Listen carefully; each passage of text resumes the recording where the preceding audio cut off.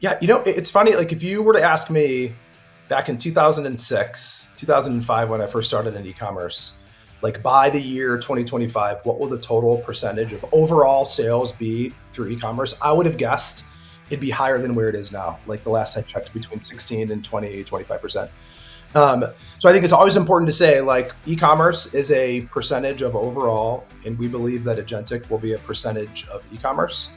So to kind of level set, like we need to understand where we are, which I define as the early innings. There's a long way to go, but I do think this is what's going to break and really like bust the dam when it comes to digital commerce in across the board, because we're making agentic commerce is going to make finding, discovering, purchasing, selecting things really a level of ease that we've never experienced before.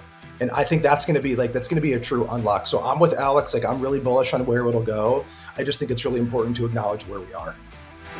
Welcome to the Retailgentic podcast, where we explore the intersection of retail, e-commerce, and AI agents, which we call Retailgentic.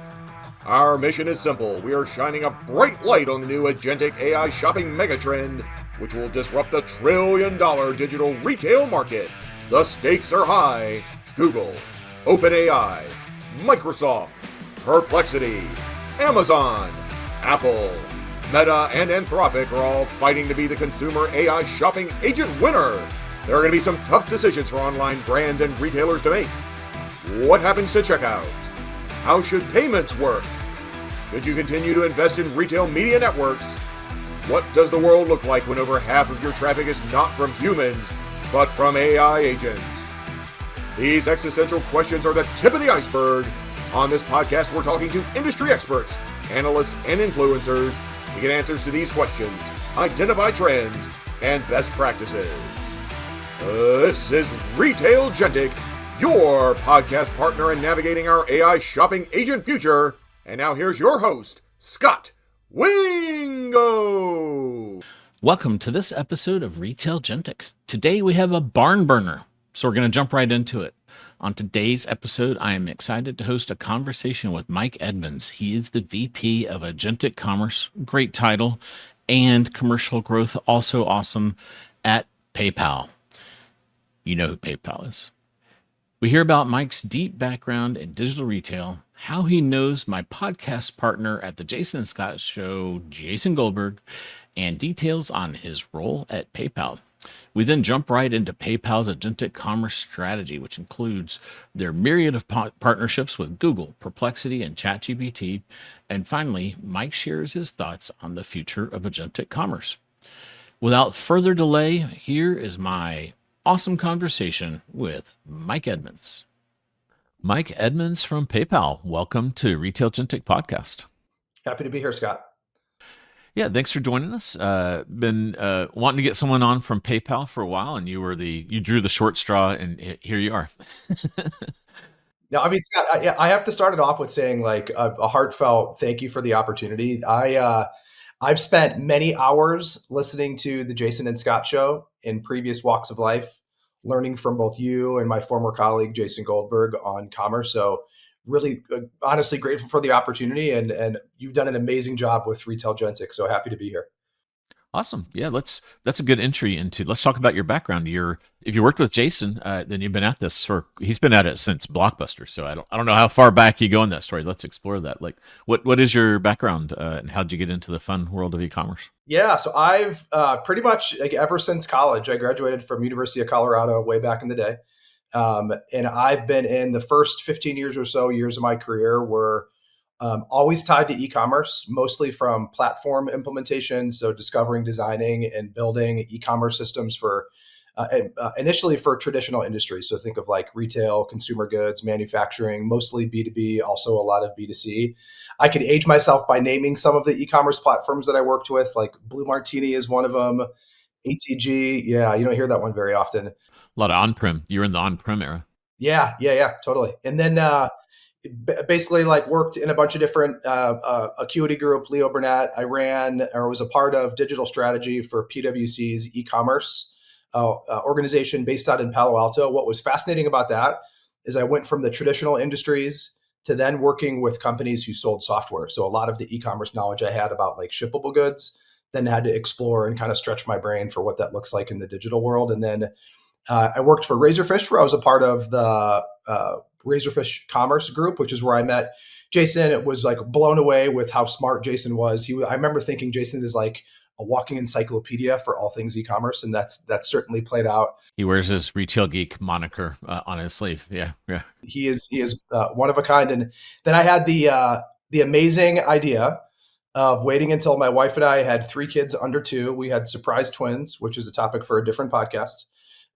To leave Razorfish and then start a company called Moonshot Horizon, which was an agency focused on emerging technology. I co-founded it with one of my former colleagues at Razorfish. And what was fun about that is we were helping, all the way startups, all the way through enterprise companies discover a more lean and agile way of getting the most out of emerging technology. So back then it was like, 2010, 2012. Things like voice and AR and VR and like blockchain was popping up. So that was a really fun opportunity. And then we ended up getting acquired, long story short, by a technology company based in China. It's a company called Pactera Technologies, who was a Blackstone portfolio company. Ended up leading commerce or leading product and experience for about 4.5 years. And then had an amazing opportunity to join Microsoft before joining PayPal. Congrats on starting a company and selling it. That's not an easy feat. So some 99.9% of companies fail. So that's awesome that you didn't fall into that. How old are the kids now? Yeah, so I have a 13-year-old boy who's in 8th grade, and then we have 11-year-old twins, a boy and a girl, in 6th grade. I'll say I'm preaching to the choir, but it's a different era of parenting as the kids are getting older into junior high. So yeah, I'm relearning the importance of patience, I would say. Yeah, that after diapers, before phones is like the sweet spot. It is. And now that's officially behind me, which makes me sad. Yeah. You come out on the other side. College is like another like little respite from all the chaos. But it's the problems get bigger and more. Yeah. So we'll talk about that sometime. Beer thing.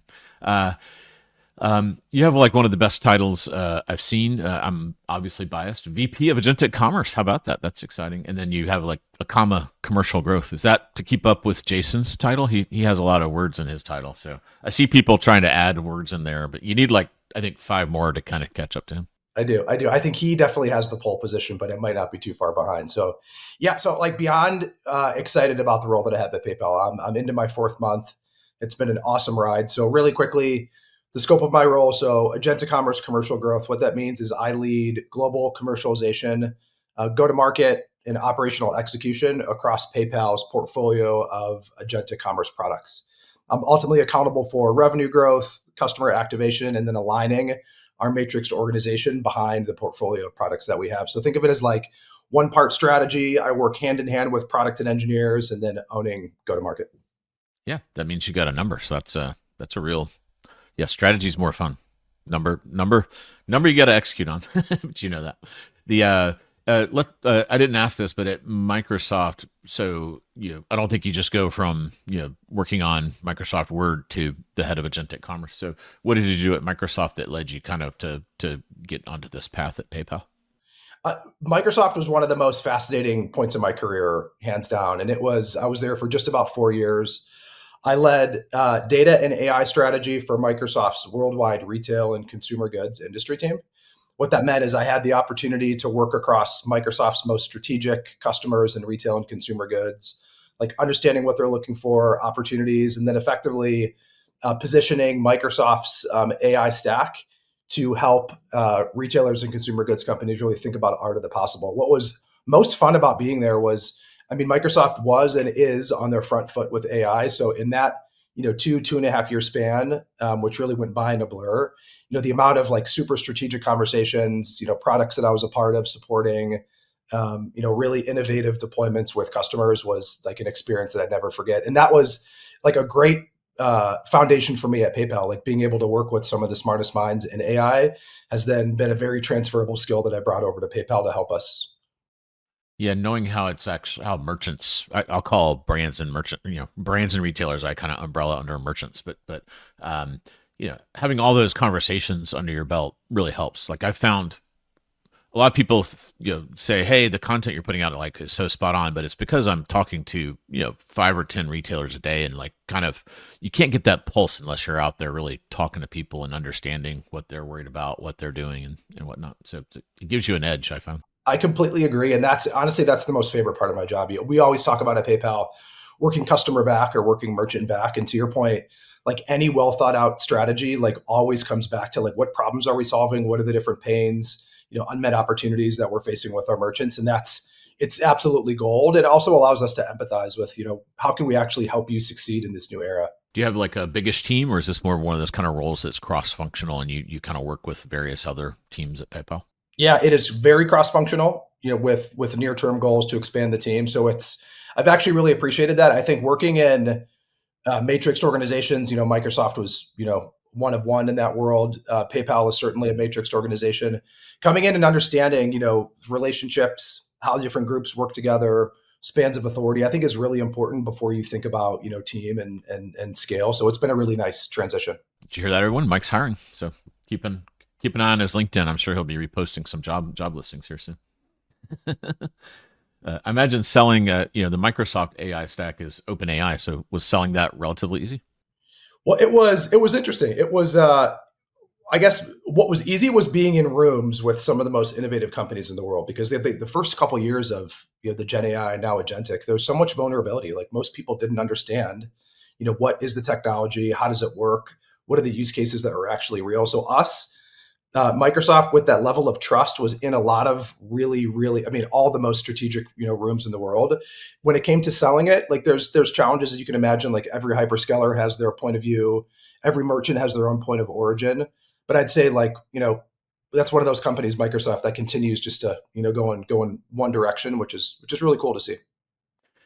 Yeah, usually you've listened to the pod. Usually at this point, I ask for a history of the company, but I'll speed us through the PayPal history. So you've got the PayPal mafia. So like Peter Thiel and Levchin and all those guys, Dave, and then then Elon kind of joined the crew, and then got sold to eBay, and then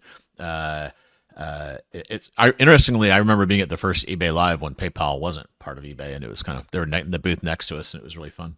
And then and it's been 11 years since PayPal then split from eBay, and has been kind of on its own, charting its own course. You guys have an awesome. I really enjoy watching your CEO speak. So he was there 2023, I think. So he's relatively new in the seat. 2 years, I'm sure he's got his legs, and it really seems relevant to our topic. It really seems like you guys, a little bit in Q4 of last year, but in 2015 have just like really leaned in on agentic. So very aggressive. So April was kind of like the big, I don't know if that was a developer I forget, you guys have a conference, and it was in April, and that's when your CEO, and I've seen a recording of that. I kind of wish I'd been able to see that live. It looked really good. That was really good. And you guys announced a bunch of developer things, and then you very quickly subsequently announced, so that was like April. And then in May, you announced a partnership with Perplexity. There was a bunch of more developer stuff. And then in September, the big Google, PayPal, and then what is it, like 50 some odd other companies doing the AP2 alliance, or protocol, whatever the right word is for that.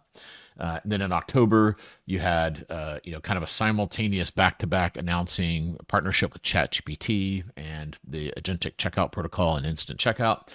And then the next day, you announced all these platforms that I assume PayPal already had a relationship with, like Wix, BigCommerce, Shopware, and the e-commerce platform crew, that you guys were going to be some glue there to help them get on the Instant Checkout train.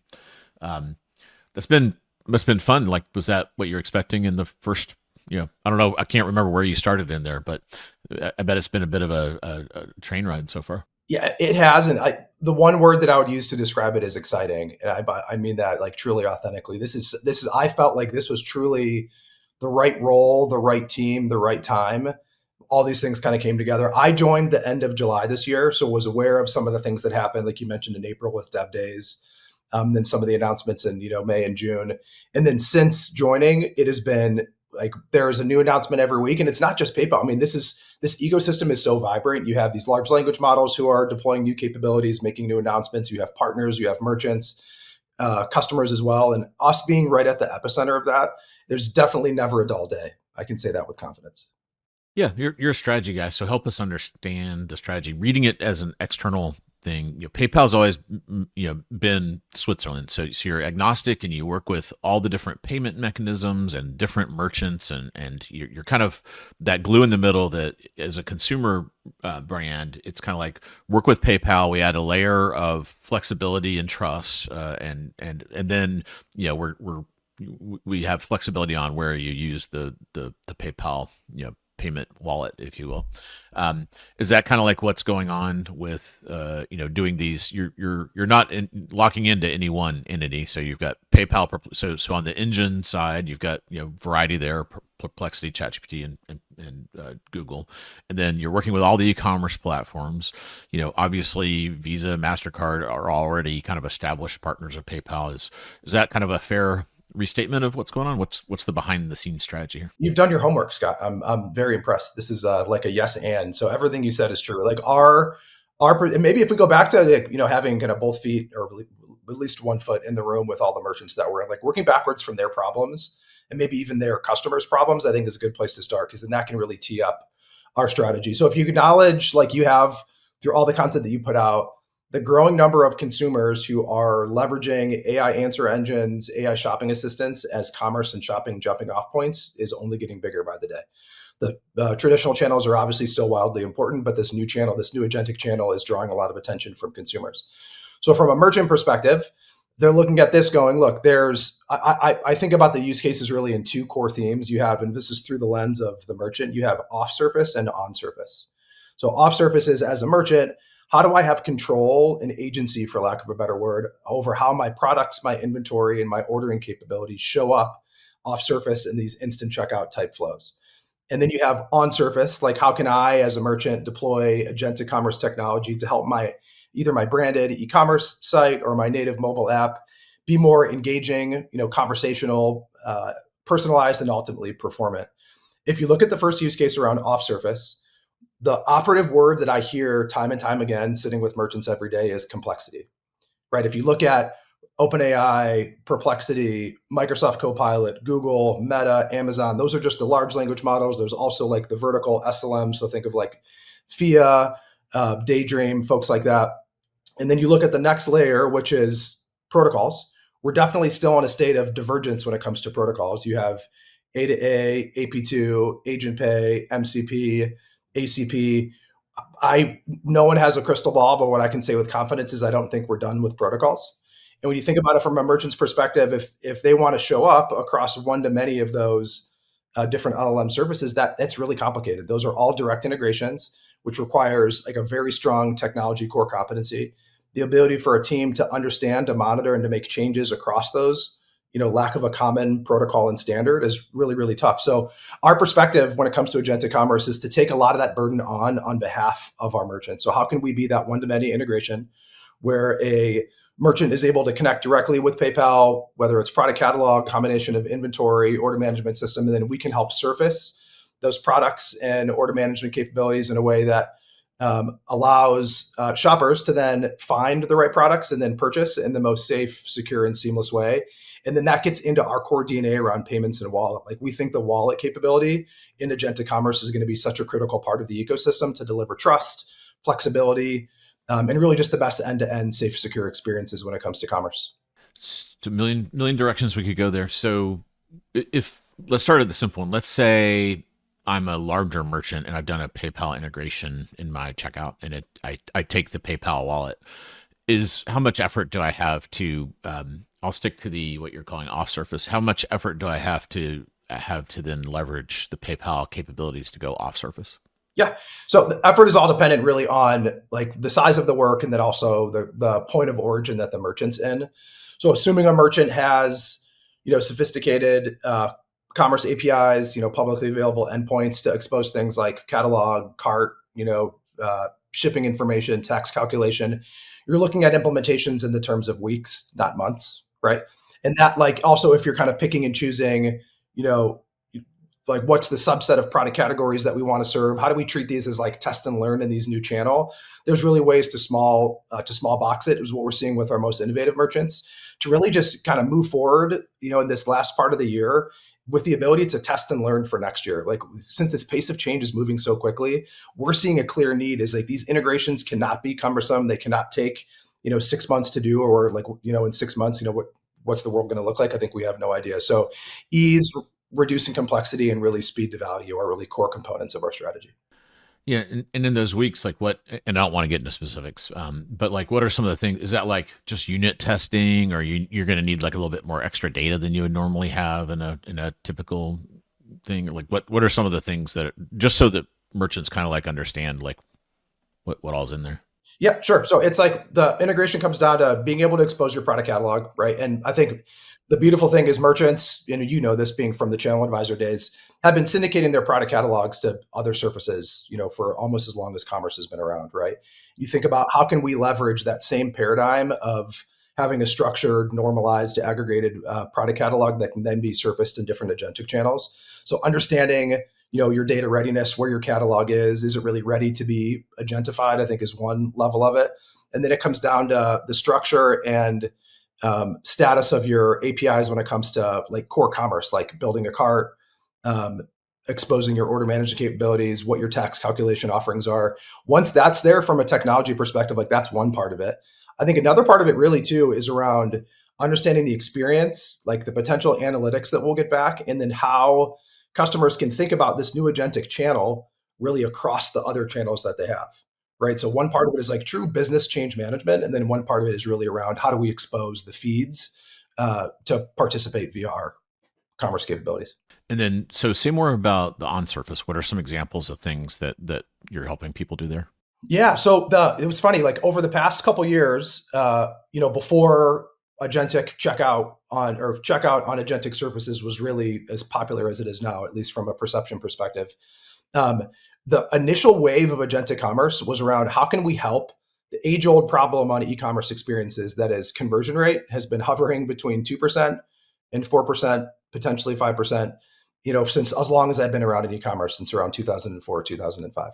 I find that to be shocking. If you think about the sophistication with how e-commerce platforms have gotten better, experiences have evolved. At the end of the day, that metric is still, I think, like unacceptable. Like there's many ways that we have to improve that.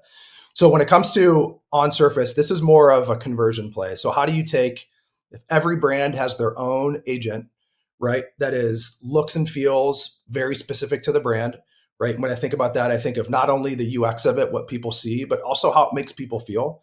The ability to use, like, what words can you use, your vocabulary, things like humor, your voice and tone, how that can be designed per brand, and then providing a way of grounding that capability within the four walls of the merchant. So product catalog, pricing, promotions, order history, maybe even things like, editorial content, so that it's grounded on a safe and secure set of data. And then exposing that to customers to then be like, instead of saying, I need to buy a new pair of pants, this is my size, and here's, I'm looking for a blazer size 42 long.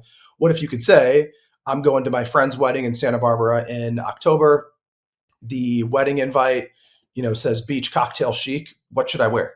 And then to have that brand give you a very specific view or look that then you can not only find the right thing, but then from a PayPal perspective, weave in what's the most conversational way to check out, right? Is it like via the wallet itself? And I think in a lot of the current state of conversational commerce, the discovery part is handled. Like it's a more intuitive way to find stuff. But when it comes to checking out, you're basically catapulted off to e-commerce as we know it, which is fraught with opportunities to abandon the funnel. So our view on that on surface is how do you make checking out as conversational as it is finding your item? So you guys could plug in or somehow power like a chat bot, and just instead of, the customer just says, hey, I'm ready to check out. And they say, do you want to use do you want to use PayPal? And then somewhere in there, the merchant or the builder of the little bot, or maybe it's a PayPal, and connects into the PayPal APIs and takes care of it versus their traditional checkout metaphor. Is that kind of like what you're saying? Yep, exactly. We have we have something called Commerce Agent that helps kind of facilitate that flow, not only discovery, but all the way through checkout. We're also working with partners to develop more sophisticated experiences when it comes to the discovery part of it, really like the intelligence layer. Is that headless, or it's actually got a whole user experience? So I believe wholeheartedly that these experiences must be headless, because shopping assistant for a tire manufacturer should make you feel a lot different than a luxury retailer. So we provide it in a headless way. There is a starter UI that's associated to it, really just to bring it to life. But we're seeing merchants who are like, look, this needs to feel like a lot different than what our competitors are doing. Yeah, it's a little hello world, just so they can like see it in action, not meant to be consumer ready. Interesting. I didn't realize that was what that was for. I saw it announced, but sometimes until you hear someone talk about how it's used, it's hard to understand it. And then you mentioned in my model, there's these horizontal engines, and then there's some interesting vertical ones. And you mentioned Daydream and FIA. I imagine you guys in that first developer day, it seemed like a lot of the things you were building were really targeted towards agent builders. And you've heard we've had some various people on the site that on the podcast they're kind of targeting all these agent builders. And what do you think about that space? Are they in your purview? Do you talk to them as well as like the merchant side? Yeah, there's a group. So the answer is yes. Like PayPal, we have a whole developer experiences group. The same group that was in charge of building our agent toolkit and MCP is evolving our experiences targeted towards developers. I'd say that's agentic adjacent for me personally. Like I'm focusing right now on our merchant base, working with LLMs every day. And then I have peers in the organization who are really driving the developer experience because we think that's a huge, really untapped opportunity to not only change PayPal's perception, but to also better serve the growing list of developers out there. Anything else strategy wise you want to hit on before we like start looking to the future of agentic commerce? Yeah, I mean, we could dive into some of the partnerships if that makes sense. Yeah. Walk us through some of the partnership stuff you can talk about.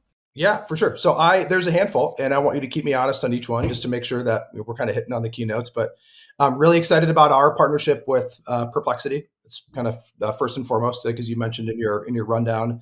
There's really 4 key aspects of our partnership with Perplexity that we're excited about.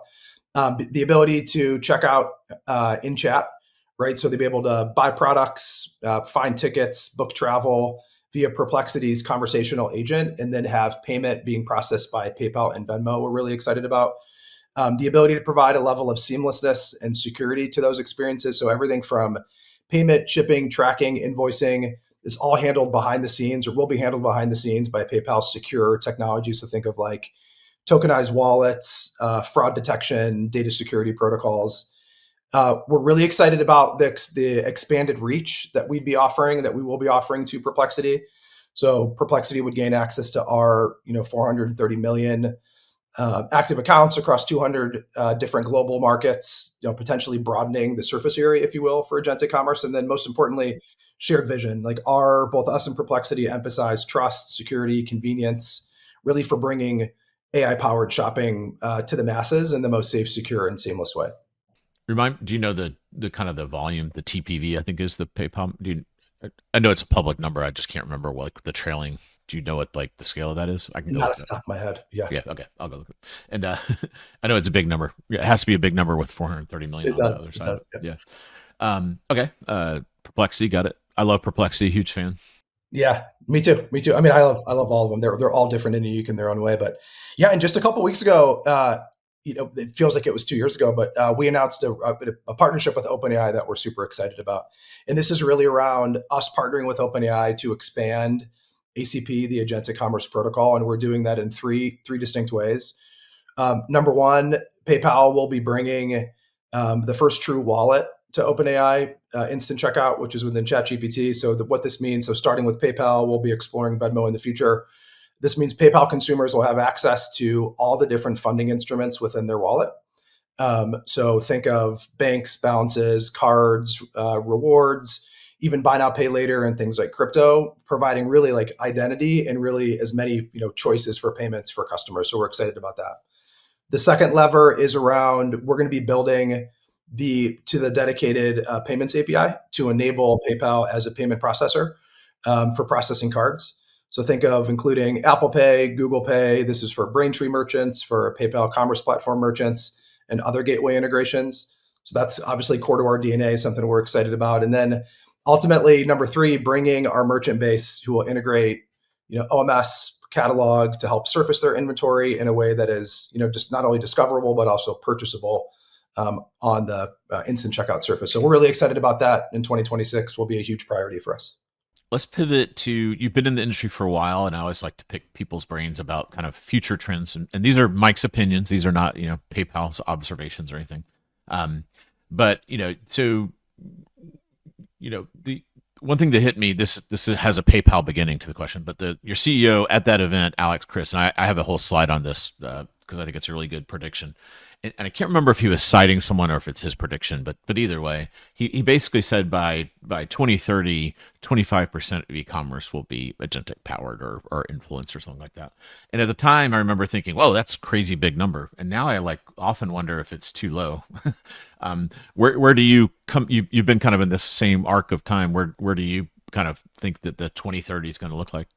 Yeah, it's funny. Like if you were to ask me back in 2006, 2005, when I first started in e-commerce, like by the year 2025, what will the total percentage of overall sales be through e-commerce? I would have guessed it'd be higher than where it is now. Like the last I checked, between 16 and 20, 25%. So I think it's always important to say like e-commerce is a percentage of overall, and we believe that agentic will be a percentage of e-commerce. So to kind of level set, like we need to understand where we are, which I define as the early innings. There's a long way to go.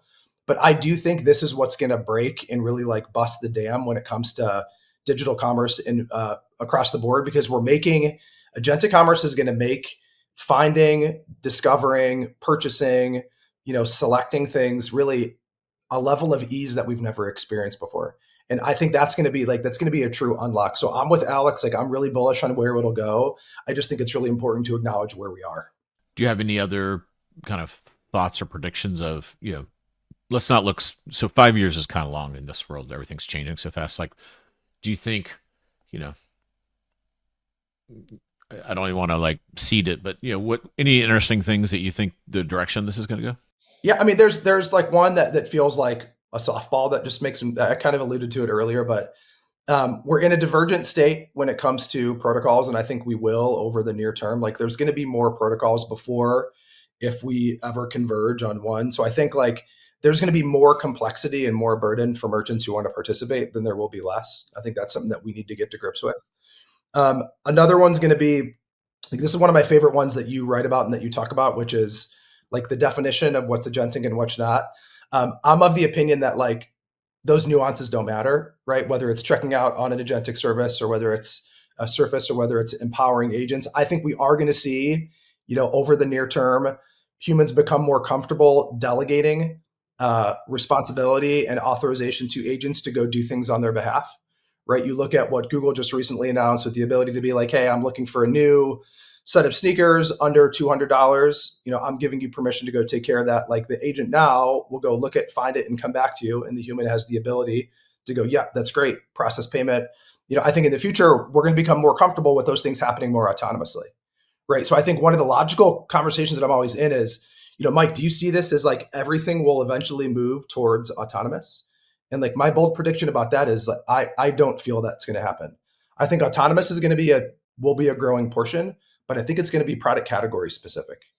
I think at the end of the day, like if you talk to a luxury retailer, right, and if you've ever been like, buying a $2,000 bag on whatever your favorite brand is, that experience is like human centered. And I don't think people they enjoy that. I don't think they want to automate that away.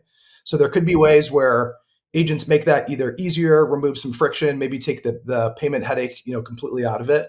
But I think other categories that are more, whether it's like replenishment items, potentially things like travel or booking services or on demand, I think those will become more autonomous, earlier. And maybe lastly, a lot of agentic commerce now is talking about the experiences that we see, which is like chat and voice. I think I'm really bullish on multimodal. And I'm really curious to see over the next couple of years, like what does shopping look like in a world where you're not typing anything? You might be saying a few things, but your ability, right, to identify yourself, to check in, have that identity be tied to your payment offering, just say the words pay or, use your glasses to, complete checking out via a gesture, I think is going to be super cool to see. One question on previous topic popped in my head. You're having a lot of these merchant conversations. What are merchants' biggest concerns? Like I understand you kind of talked about the opportunities they're thinking about and the complexity. Aside from complexity, what are some of their bigger concerns? Yeah, I've been trained in I've been in product for many years in my career of when you're working with your end user base, whether it's in this case, it's a merchant, like when you can sense an emotional response is typically an opportunity from a product perspective to kind of double down on. And what I'll say, what's abundantly clear meeting with merchants every day is there is a level of fear, uncertainty, and doubt with what this future holds for brands in the agentic commerce era. And like one of the things they're worried about, complexity is one, like I mentioned, but also the fear of being disintermediated. I think it's logical to assume, like, look, if I want my products to show up on an LLM surface, does that mean that I lose my relationship with my customer? Because if so, like that's a non-starter. If there's a way for me as a merchant to capitalize on the new channel, but then still be really clear with how my brand shows up and maintain the home base that either is my branded experience on a website or my own branded agent, I think is really important. So us, it's always being really mindful, working backwards for merchants. Like there's legitimate fear and uncertainty with how this is going to play out. And our whole approach is how do we empower merchants to be confident, to be agentic ready, and to really be in control over their domain.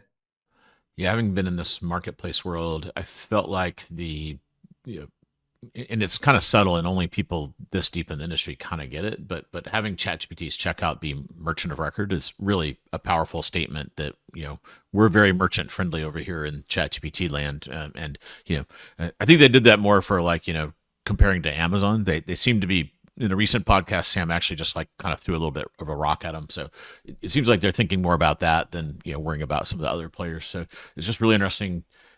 I think that's a big game changer, and it really helps. Someone there must have been, obviously they have Fidji, who was at Instacart, and she was at eBay previously, so she's been in our world for a while. And someone there asked a bunch of merchants and ended up with the merchant of record thing. I thought that was pretty clever. Yeah, completely agree. And that changes in the conversation we're in as we emphasize the point, right? You merchant will remain merchant of record. You can almost see and feel a sense of relief, like, okay, this is great. Like, although this is new and this is different, there's still a sense of our ability to control the way that we show up and the way that we handle workflows going forward. So yeah, I agree. That was a stroke of brilliance. Yeah, even little things like in the feed spec, you can kind of turn on and off at a product level if you want it to have the checkout or not. So maybe there's something that you really want the customization flow on your site, or you just don't want that one to be there for some reason, or there's some data in there, or our partner has said, it's other marketplace implementations have not had this degree of flexibility and granularity at V1. So it's just pretty impressive what they did there from just an observer standpoint. Awesome. Mike, if people want to find you, do you, I know you live in the PayPal world so you're not able to kind of scream from the mountaintops, but if people want to kind of learn more about Agentic at PayPal, where should they go? Yeah. So LinkedIn is the best. Mike Edmonds on LinkedIn, would be happy to connect. That's definitely where I'm most active. Yeah. Okay. And then I know PayPal has a landing page. I've been there like 50 times, but I can't remember what it is. Do you remember what it is? We'll put it in the show notes. Yeah, go to paypal.ai, and I'm more than happy to share a couple of the there you go, press releases for some of the recent announcements as well, just for folks to kind of check out and become more familiar with what we're up to. Next April, is that like an annual show you guys do, like that developer thing? Yeah, so we'll have a big marketing moment. That is customer focused around the April timeline next year, which we're super excited about. There's also, us participating in a lot of these industry specific shows like NRF coming up, which I know you're a mainstay at in January, things like Shop Talk. So yeah, we'll be out in the market, out in the field, really, keeping both feet to the ground and making sure that we're staying close to what our merchants want. Awesome. I'll see you there. And maybe you, Jason, I can get a coffee and you can tell funny stories about him so he's embarrassed. So that'll be good. You can watch him drink six vanilla lattes, venti. And we remember your friends at Retailgentic when that conference comes around. We'd love maybe a little ticket to go to that. So think of us there. Mike, appreciate it. I know you're jammed for time. You've got a big number to hit. So I will release you to go do that. We really appreciate you coming on. Thank you, Scott. Appreciate it. Follow, rate, and share to stay up to date with Retailgentic, your guide to the future of AI shopping agents.